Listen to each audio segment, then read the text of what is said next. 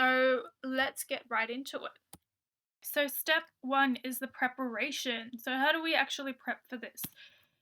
Well, first of all, you want to color code your syllabus. So red, you don't know it at all, right? So yellow, you kind of know it, but you're still a little bit iffy, still a bit unsure. And green is yes, you know it, you're good to go with it.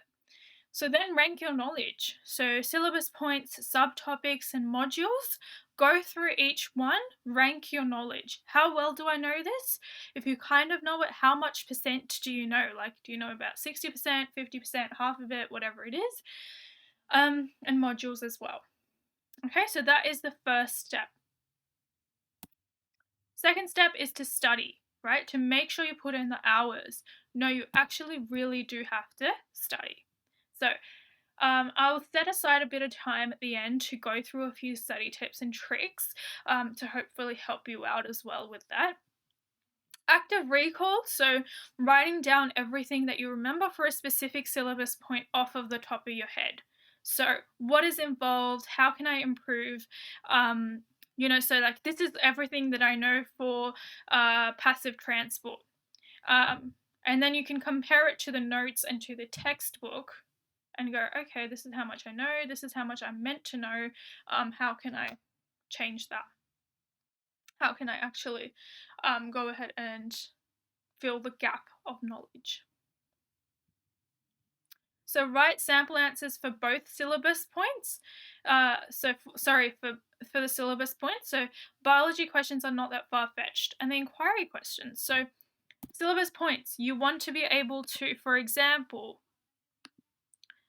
explain biological diversity in terms of the theory of evolution by natural selection by examining the changes in diversification of life since it first appeared on the Earth. So actually have a response for that one.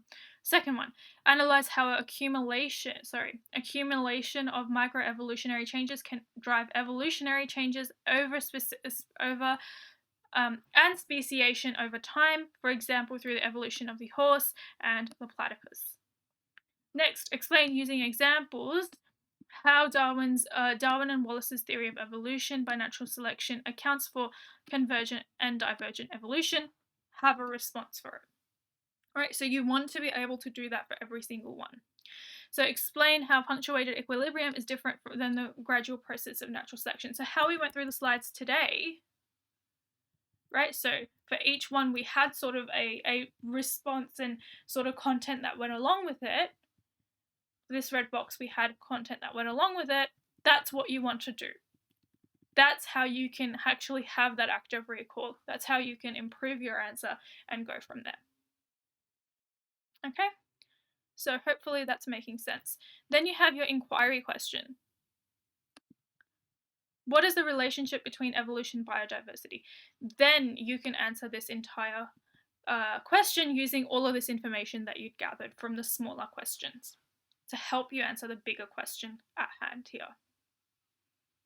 So that is a theory of evolution by natural selection. That's what you're meant to do.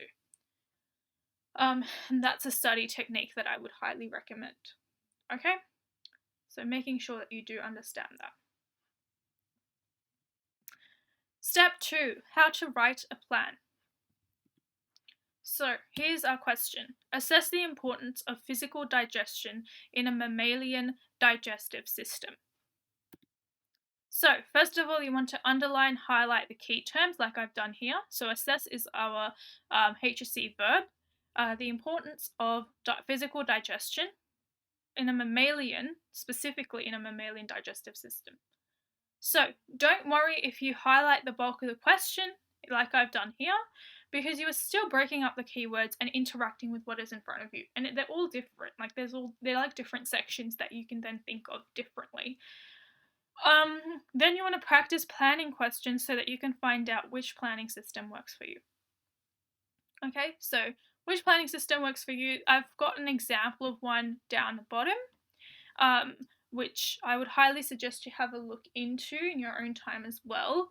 But yeah, starting off with what is the HSC verb? So if it's assess, we're providing a judgment. And if you are not already aware of the HSC verbs, would highly recommend going onto the NESA website, typing in HSC verbs glossary, and you'll get like a list of what each verb is and the definition of each verb, so you can go about it that way.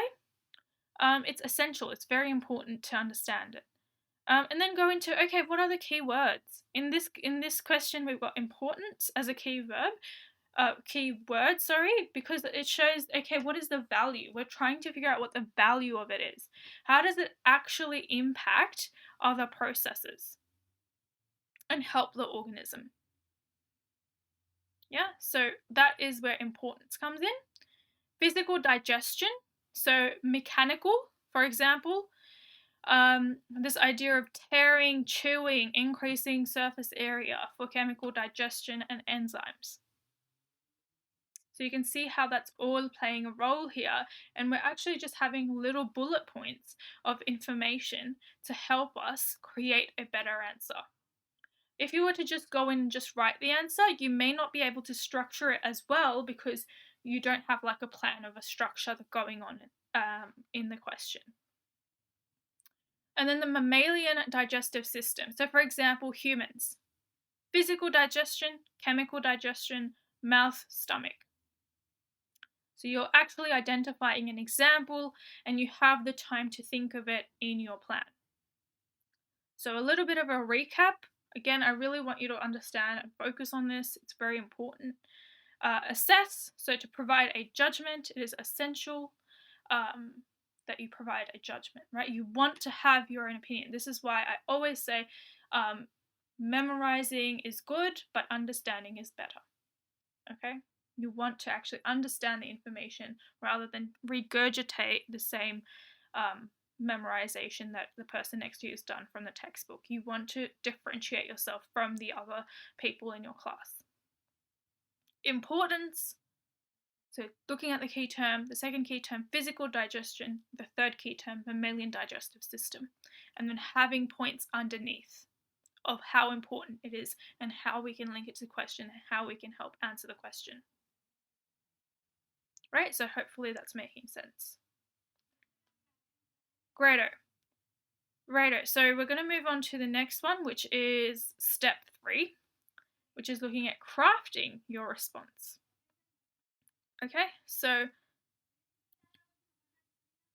tips and tricks. So here's the example answer for this one. So assess the importance of physical digestion in a mammalian digestive system. So physical digestion is an extremely important process in the digestive system as it increases the surface area of food, allowing processes such as chemical digestion to occur more efficiently. That is our judgment. What is our judgment? It's that it's very important, actually, because we're asked to assess the importance. How important is it? Is it a little bit important? Yeah, half, or is it very important? We've said it's extremely important. It's very important. Why? Because of this. Because it increases the surface area of food, allows processes such as chemical digestion to occur more efficiently. That's why. That's your judgment. So you need to have a decision made of where your judgment sits. That's why I recommend that you actually go in and understand the information rather than just memorize it. Next up, the process of physical digestion begins in the mouth with the chewing and tearing of food by the teeth, enabling larger pieces to be broken down into smaller pieces. This process is continued in the stomach with physical contractions allowing food to be reduced in size further. So we're now going and explaining the process and we're referring to the key terminology. That's very important. So, key terminology. Physical digestion. Chewing and tearing, like we talked about, or like we had in our plan.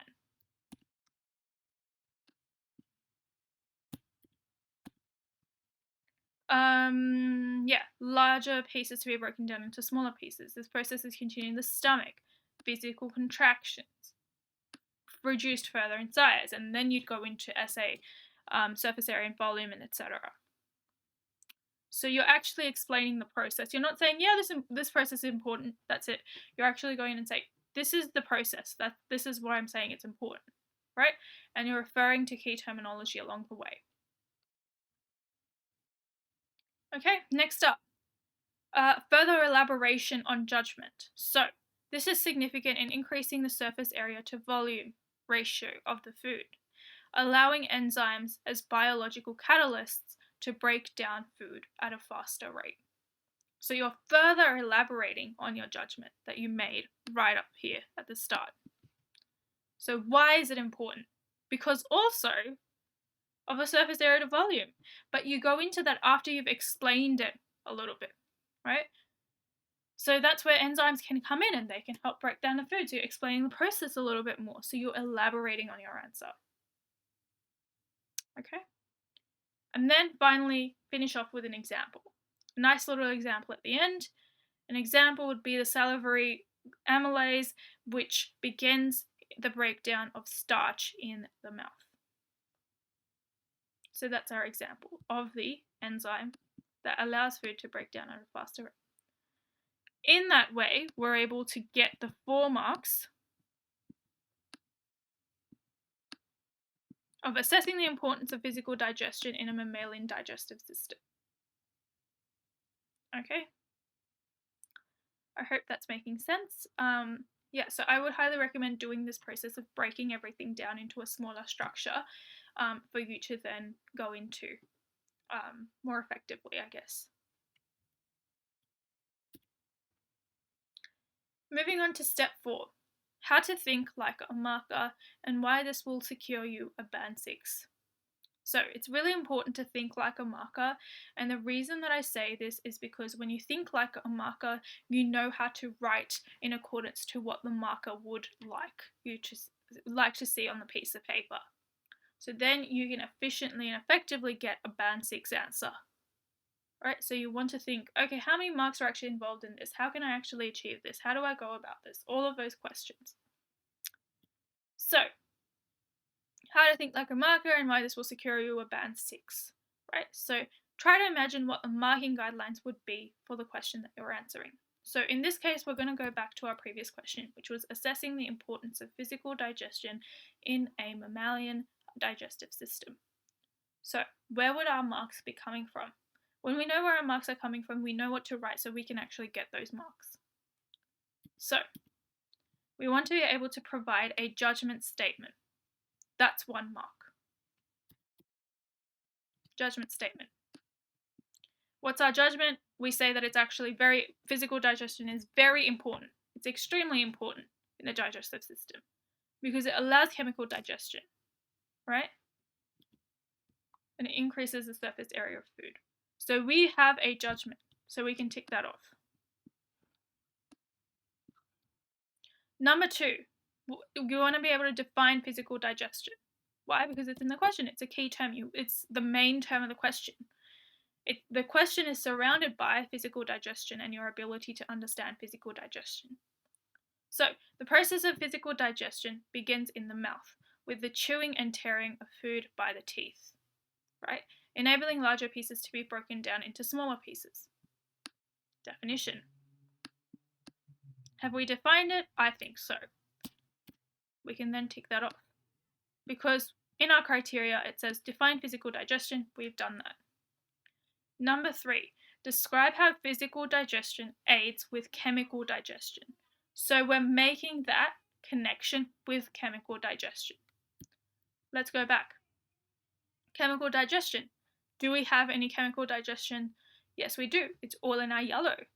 This is significant in increasing the surface area to volume ratio of the food, allowing enzymes, chemical reaction, chemical digestion, biological catalysts to break down the food at a faster rate.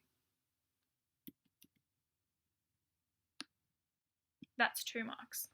How can we actually get the 2 marks? I would say this is a mark, and I would say this is a mark, because you've provided then an example, right? Because we want to be able to understand the difference between the HSC verbs. With describe, you also want to go into a bit more detail because it's worth 2 marks rather than just the 1 that we've been seeing in the judgment and the definition. So an example of this would be salivary amylase, which begins the breakdown of starch in the mouth.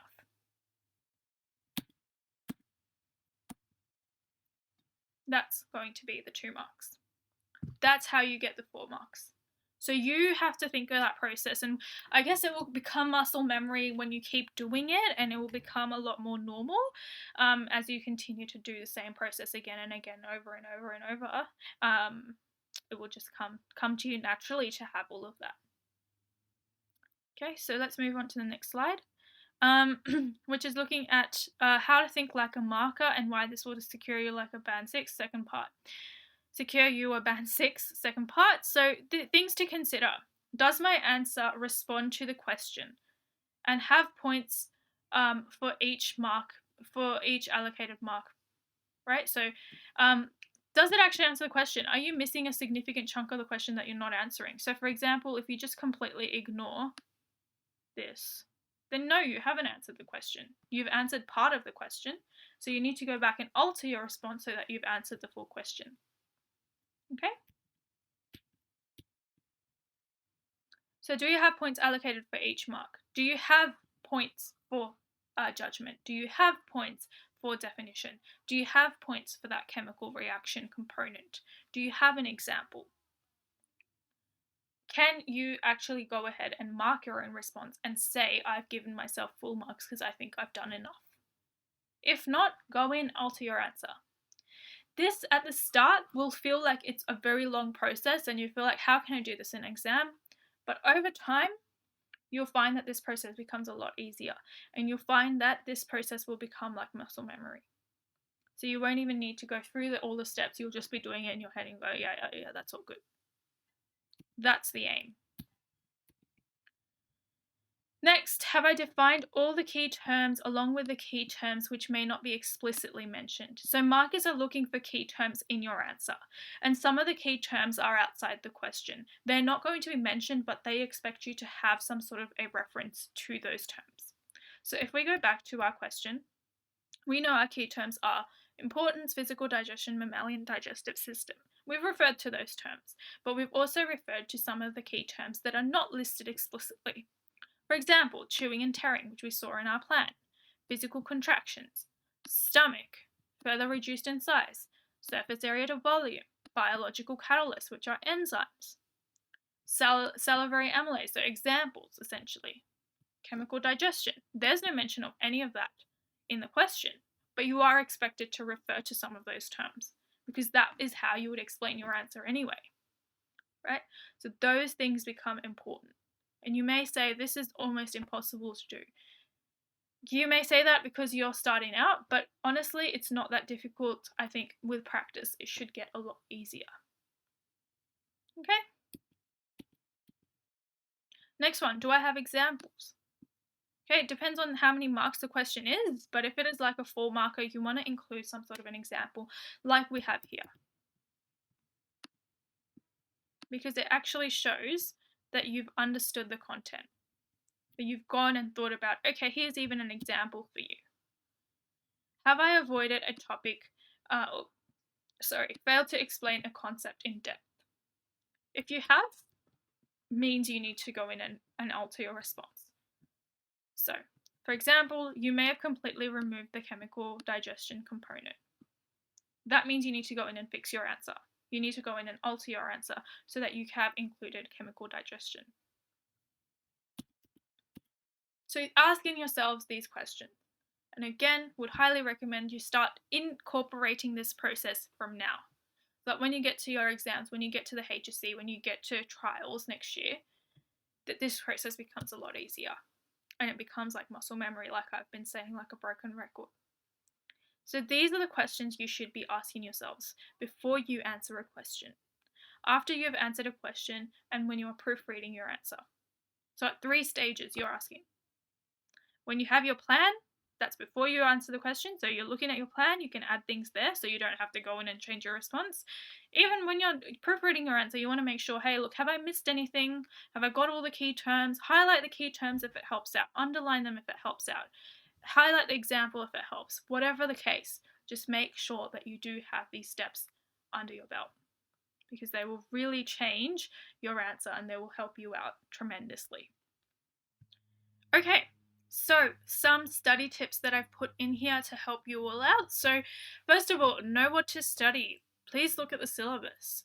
Mindlessly reading your notes is not studying, unfortunately, and I'm victim of this as well. Like, don't worry, I think it happens to the best of us, so um, it's not your fault, but try your best to try and actually study, actually get the work done. Pick up a pen, write stuff down, make it work for you, right? So find out what study techniques work best for you and then go from there. If you're too tired to study properly, watch a good YouTube video that explains a certain concept that you found difficult. Bonus points if you can then go teach someone else that difficult concept. Because when you can teach someone else, it shows that you have your own understanding and you're actually relaying your understanding to somebody else. So it really shows your in-depth knowledge. I mean, it means that you've done well and you're on the right track. Past papers and practice questions are so valuable. So being able to look at those past papers, look at those practice questions from biology, look at what sorts of questions are being asked, identify trends, be able to answer those questions, and then look at the marking guidelines, see where you can improve, continue that process, that spiral again and again will really help you out and will be really valuable for you. So I would highly recommend doing that. Next up, some things that you could do to study. Make notes using the syllabus and other resources, such as the ATAR notes books, the study guides for bio are great. Class worksheets, notes, teacher slides, whatever it is. Have a look at all of those resources, make notes with them, and then relay your understanding. Make your own notes. Get a piece of paper, get a pen, write out your notes of what you've understood. And then if there's certain areas you don't understand, jot them down, highlight them, show your teacher, show your classmates, ask people, ask your tutor, whoever it may be. But try to make sure that you're transparent, you're there, you're wanting to learn, and you're putting in that effort.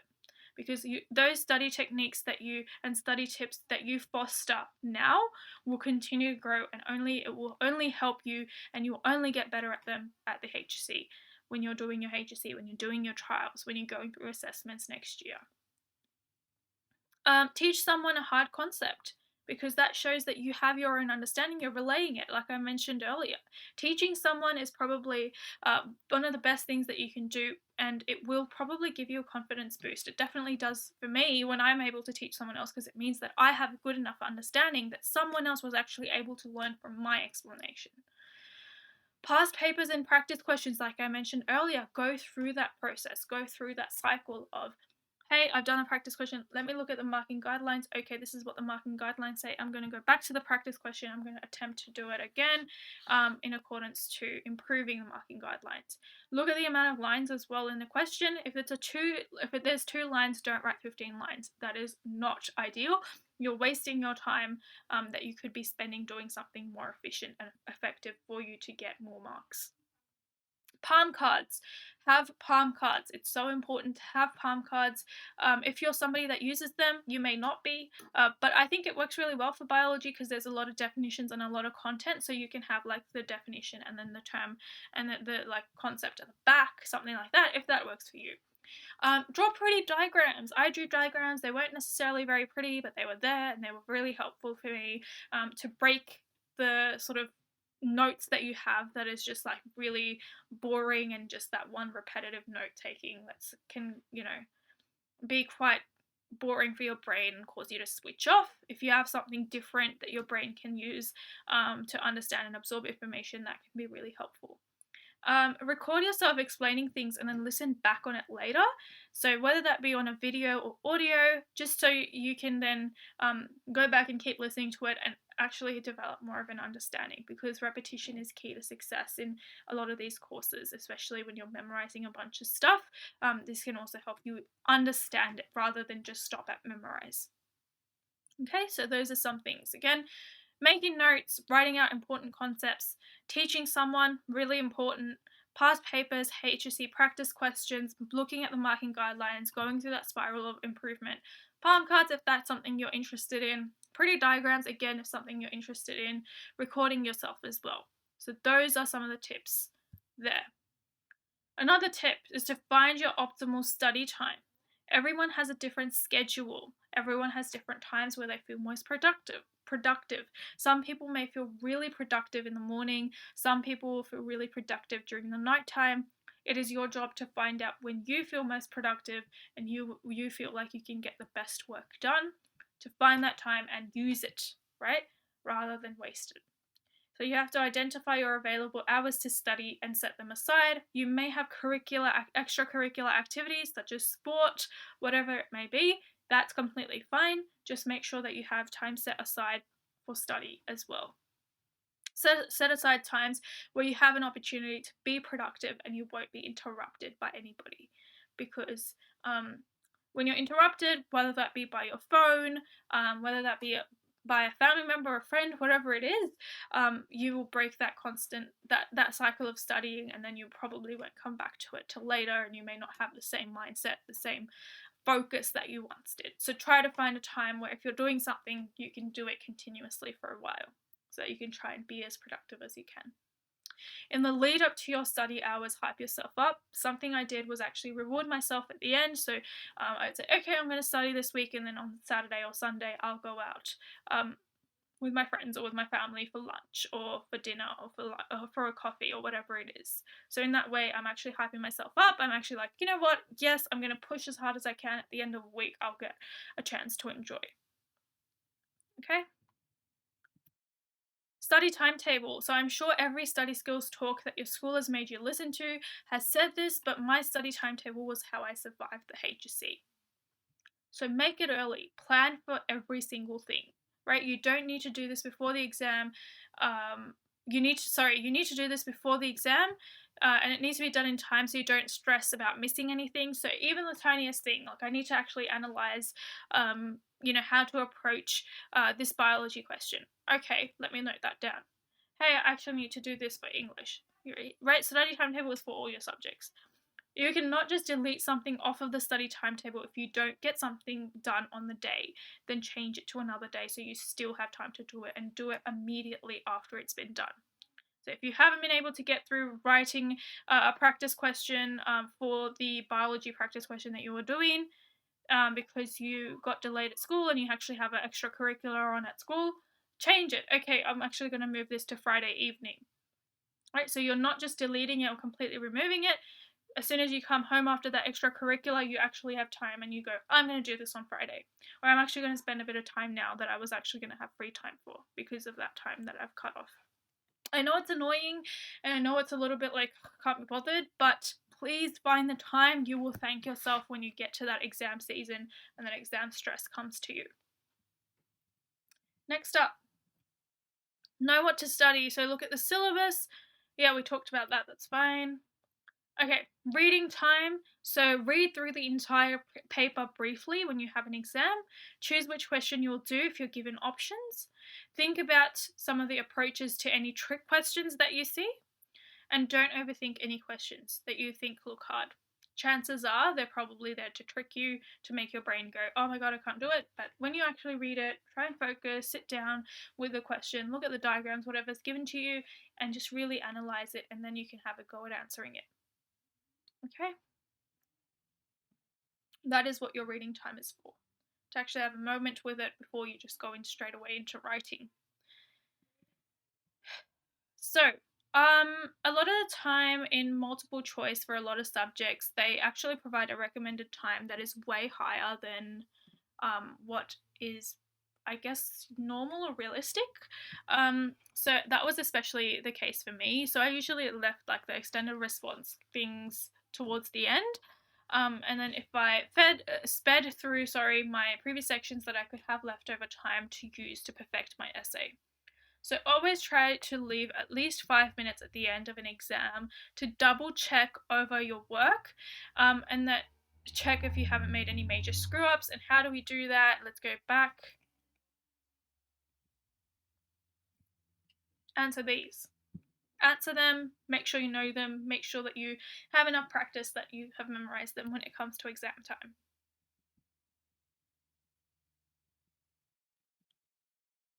So always try to at least have 5 minutes at the end of an exam to double check over your work and to check that you haven't made any major screw ups. If you can't do a question, highlight it, and in your extra time, prioritize those highlighted questions before going through everything else.